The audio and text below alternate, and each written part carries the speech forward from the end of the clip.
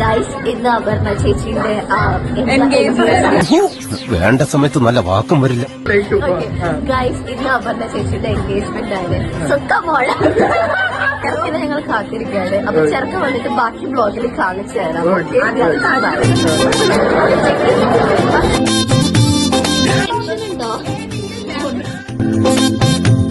ഒരു സ്വപ്നം പോലെ കൺമുന്നിൽ കണ്ടേ പല നാളായി കാക്കും ആശകൾ.